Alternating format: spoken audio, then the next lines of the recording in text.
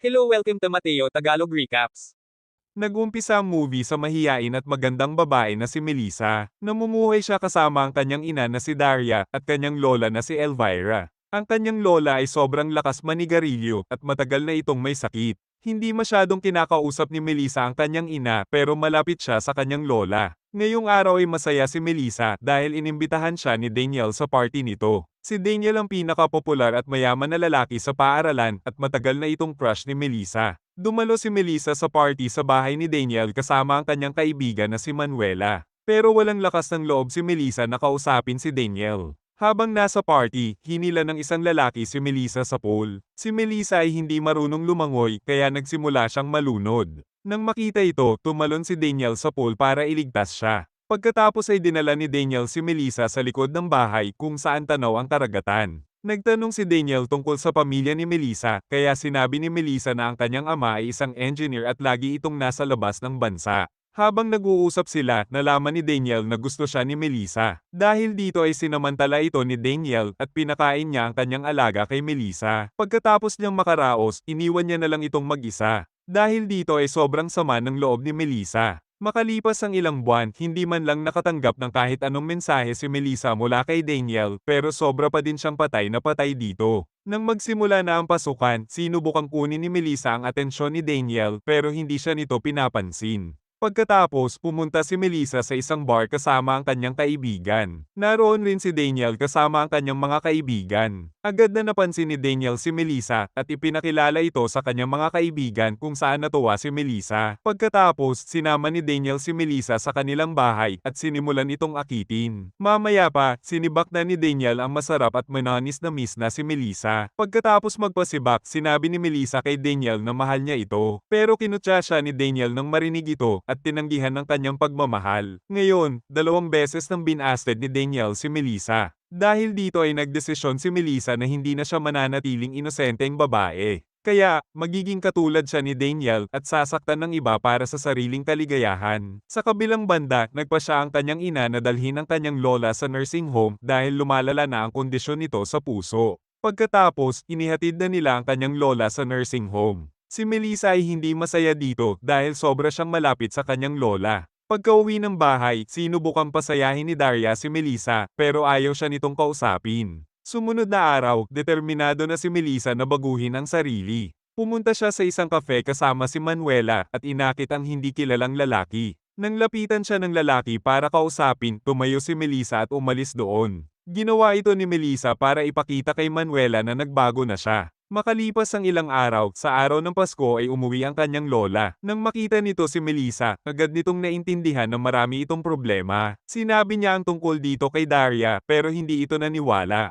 Makalipas ang ilang araw, nakatanggap ng tawag si Melissa mula kay Daniel. Sinabi nito na may sorpresa ito sa kanya at inimbitahan siya nito na pumunta sa bahay. Sa kabila ng pagpapahiya ni Daniel sa kanya, pumayag pa rin si Melissa na pumunta. Sa bahay, sinimulang escabechein ni Daniel si Melissa at hiniling sa kanya na ipikit ang kanyang mga mata. Pagkatapos, pumasok ang kaibigan ni Daniel sa kwarto at sinimulang halikan si Melissa. Gusto nilang sibakin si Melissa ng sabay pero nang malaman niya ito, sinubukan niyang umalis. Pero para ipakita na nagbago na siya, bumalik siya at masarap na nagpasibak sa 2 lalaki. Pagkatapos, sinulat ni Melissa ang lahat ng nangyari sa kanyang diary. Nang malaman ni Manuela ang kalokohan ni Melissa, sinubukan niya itong kumbinsihin na hindi niya dapat ito ginagawa. Sumunod na araw, pumunta si Melissa sa isang museo. Pagkatapos, isang lalaki ang tinabihan siya at nagpasibak siya dito. Isang araw, kinuha ng kaklase ni Melissa ang kanyang diary at binasa ito sa buong klase. Dahil dito ay nalaman ng lahat ang madilim na sikreto ni Melissa. Nakasulat din dito ang pakikipagbardagulan ni Melissa kaya nalaman din ito ng kanyang mga kaklase. Pagkatapos, galit si Melissa na kinuha ang kanyang diary at sinisi si Manuela sa nangyari. May maling sinulat din si Melissa sa kanyang diary tungkol kay Manuela na sobra nitong kinalungkot kaya sinira na ni Melissa ang kanilang pagkakaibigan. Pagkatapos, nagpatuloy si Melissa na ipakita sa lahat na ganap na siyang nagbago at nag-umpisa na siyang magsuot ng maiikling damit. Sumunod na araw, sinalubong siya ni Manuela pero hindi niya ito kinausap. Merong kaklase si Melissa na nagngangalang Marco at matagal na itong may gusto sa kanya pero wala itong lakas ng loob na kausapin siya. Ngayon, nagkaroon siya ng lakas ng loob na kausapin si Melissa pero nakatanggap ito ng tawag mula kay Daniel. Pagkaraan ng ilang sandali, nilapitan si Melissa ng kaibigan ni Daniel at sinabing may sorpresa ito sa kanya. Pagkatapos, piniringan siya nito at dinala sa isang basement. Bukod sa kaibigan ni Daniel, meron pang 4 na lalaki ang naroon. Nang makita ito ni Melissa, madali niyang naintindihan ang lahat.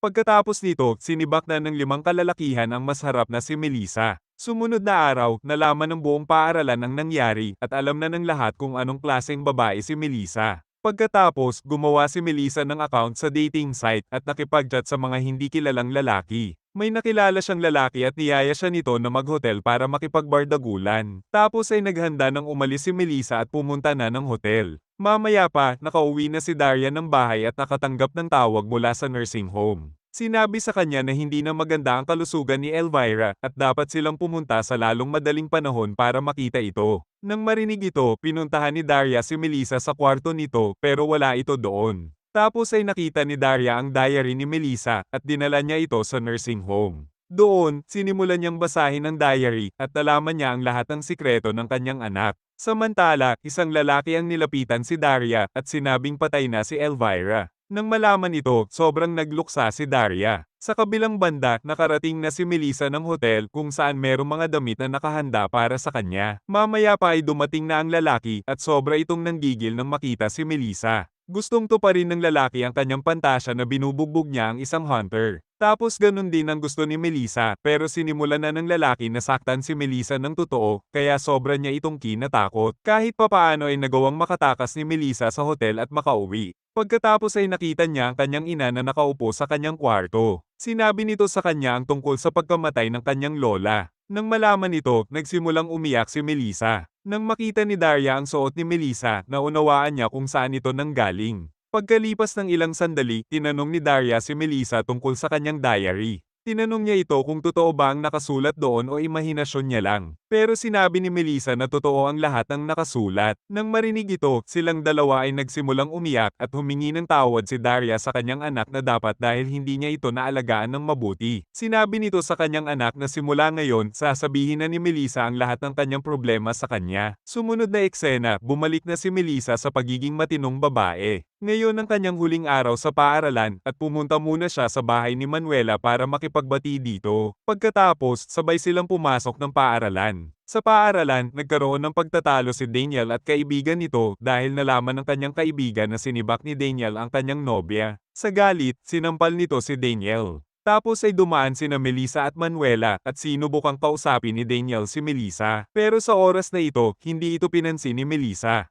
Sa loob, tinignan ni Melissa ang resulta ng exam at nalaman niyang bumagsak ang kanyang kaklase na si Marco. Tapos ay nilapitan siya nito at pinagtapat ang nararamdaman para sa kanya. Sinabi rin nito sa kanya na aalis na ito ng paaralan para pumasok sa art school. Gusto niya si Melissa at gumawa siya ng ilang sketch para sa kanya. Pagkatapos makita ni Melissa ang lahat ng kanyang sketch, nakaramdam siya ng tuwa. Tapos ay hiniling niya kay Melissa na mag-post dahil gusto niya itong sketch sa huling pagkakataon bago umalis. Nang matapos na sila, niyakap ni Melissa si Marco at umalis na ito. Makalipas ang ilang sandali, nilapitan siya ni Daniel at sinabing may party ngayong araw sa kanyang bahay at inimbitahan siya nito. Sa una ay tinanggihan niya si Daniel pero kalaunan ay sumang-ayon din siya. Kinagabihan, pumunta si Melissa sa party kasama si Manuela. Mamaya pa, nakita siya ni Daniel at mga lasing nitong kaibigan. Pagkatapos, pumunta si Melissa sa likod ng bahay at nagtangka na tumalon sa dagat. Sinubukan siyang pigilan tumalon ng kanyang mga kaklase pero tumalon pa rin siya. Pagkaraan ng ilang sandali, natuto siyang magpalutang at nagsimulang lumangoy at sobra siyang natuwa. Makalipas ang ilang araw, makikita natin si Melissa na kasama ang kanyang ina na binisita ang libingan ng kanyang lola. Pagkatapos, nagyakapan silang mag-ina kung saan malalaman natin na mabuti na ang kanilang relasyon. At dito nagtatapos ang movie. Thank you for watching.